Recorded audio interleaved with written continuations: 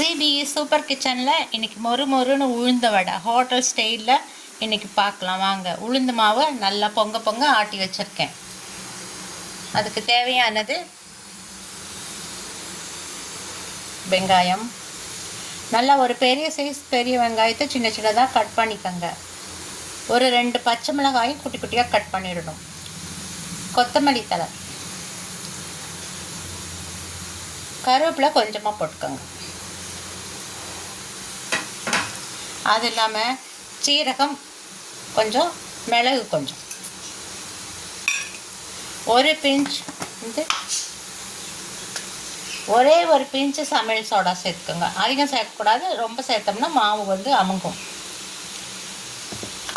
1 spoon கடலை மாவு. அந்த கடலை மாவு எதுக்கு கொடுக்குறோம் அப்படின்னா இந்த மொறுமொறுப்பு வர்றதுக்காக தான் நம்ம கொடுக்குறோம். கடலை மாவு அதிகம் கொடுக்கக்கூடாது. நம்ம 2 ஸ்பூன் அரிசி மாவு எடுத்து வச்சுருக்கேன். அரிசி மாவு தேவைப்பட்டால் நம்ம இன்னுமே சேர்த்துக்கலாம். உப்பு வந்து அளவாக தான் போடணும், ஏன்னா உளுந்து வடை உப்பு வந்து இழுக்காது. உப்பு பார்த்துட்டு போட்டுக்கலாம். இப்போ இது எல்லாத்தையும் நல்லா கலந்துக்கலாம். மாவு அப்படியே தண்ணி ஊற்றாமல் நல்லா அப்படியே பந்து மாதிரி நல்லா அரைக்கணும். அரைச்சிட்டு நம்ம தண்ணியில் விட்டு பார்க்கணும். ஒரு ஸ்பூன் மாவை அந்த மாவு வந்து மிதக்கணும். மிதந்துச்சுன்னா வடைக்கு உண்டான பக்குவம் வந்துடுச்சுன்னு அர்த்தம்.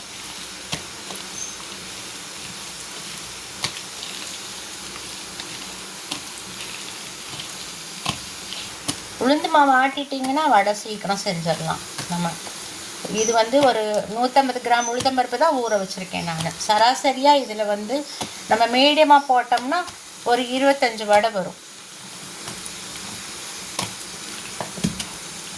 பாருங்கள், இது மாதிரி இருக்கணும். அப்படி பொந்துன்னு விழுகணும். நம்ம மாவு வந்து பிசைஞ்ச மாவு நம்ம கையிலேருந்து அப்படியே விழுகணும், ஒட்டாமல். இப்போ நல்லா ஒரு தடவை உப்பு பார்த்துக்கலாம். உப்பு போதும்.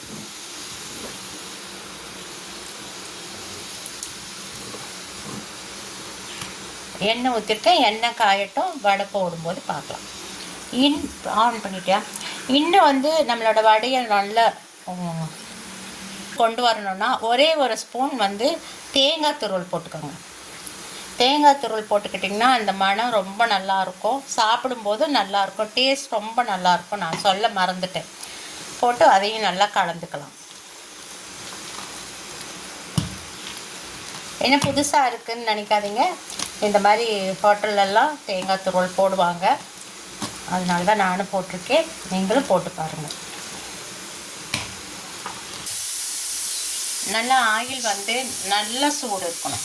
எப்போவுமே வடைக்கு வந்து நம்ம எண்ணெயை வந்து நல்லா சூடு பண்ணிக்கணும். நல்லா கையை வந்து ஃபுல்லாக இப்படி நனைச்சிக்கணும். நனைச்சிட்டு இந்த 4 விரலில் இப்படி எடுக்கணும்.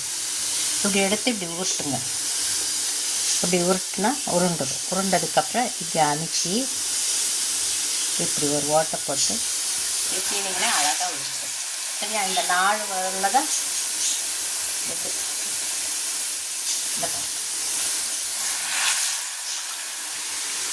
போடும்போது கொஞ்சம் பார்த்துக்கணும். எண்ணெய்க்குள்ளே கை வைக்கும்போது பார்த்துக்கணும், எண்ணெய் பொங்கும்.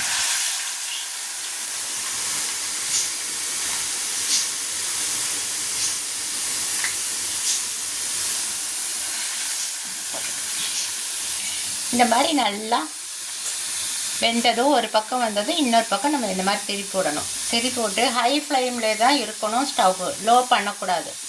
வடைக்கு மட்டும் நல்ல ஹீட் இருக்கணும். ஹீட் இருந்தால் தான் வடை நல்லா வரும். பாருங்கள் எவ்வளோ அழகாக வடை வந்திருக்கு.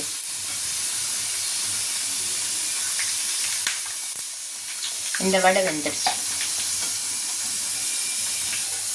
அது கொஞ்சம் நேரம் வேகும்.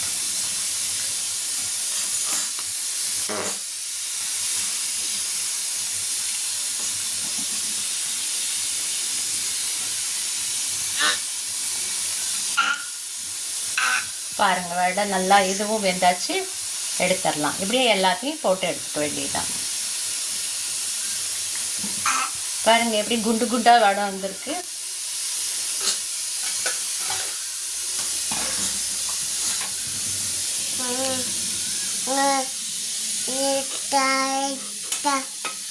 பாருங்கள் வடை எவ்வளோ சூப்பராக இருக்குது. பாருங்கள் இந்த பாருங்கள் வடை உரிச்சு காமிக்க. இங்கே பாருங்கள் எப்படி இருக்குது பாருங்கள்.